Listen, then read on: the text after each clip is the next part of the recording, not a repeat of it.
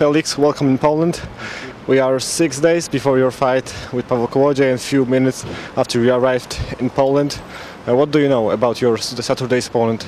I know he's a great competitor. I've seen film on him. He's a great champion. He comes to fight, and I just look forward to a great contest with a great champion. What do you see as your main advantage versus Kołodziej? My main advantage would probably be experience. I fought against some of the best fighters in the world, such as he, and it's just a matter of going out and knowing what I'm confident in doing in myself and adjusting to what's in front of me, taking what Kołodziej gives me, if anything. Paweł Kołodziej is now doing step after step, being closer to the world title shot. Do you see you as your biggest test yet? I would say so. In terms of the opportunity, I would say right now it's a big opportunity for both of us because we know the winner would have a guaranteed shot at the world title. And I understand in the cruiserweight division here in Europe is like how the heavyweight division used to be in the States. So I know it's a big thing here. And I know a lot of people riding on Kołodziej. He's a great champion. So I see this opportunity as a world title. You are fighting in his hometown.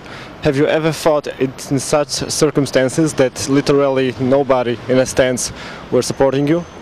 Well, it's not my first time going to somebody's backyard, and I understand what I'm up against, and I know what has to be done in order to be victorious here.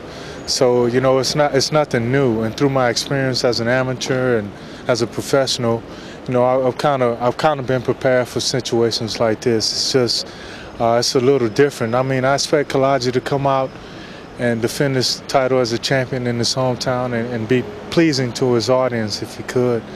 But I want to come out and be successful myself and walk away with the victory.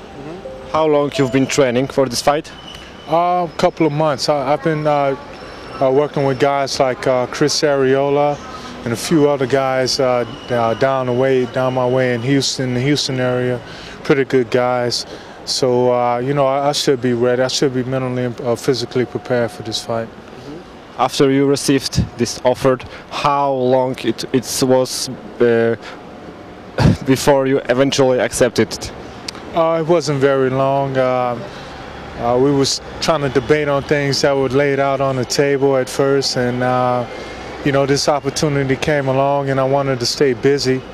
And Kołodziej, being a great champion that he is, he offered me the opportunity to do so. So I thought it'd be a good fight for me, so I took it. Could you tell us some names of your sparring partner? You mentioned Chris Arreola. Were you sparring?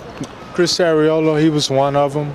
I had a couple of guys out of the Houston area. Nagy Aguilera, he's a heavyweight. A few other guys, with the exception of that. So a lot of different looks for this fight. Not really a particular way that I'll just have to adjust to what's in front of me. I'm not gonna make a prediction and say this or that is gonna happen because I don't know. So I'll just go out and adjust to what's in front of me come fight night.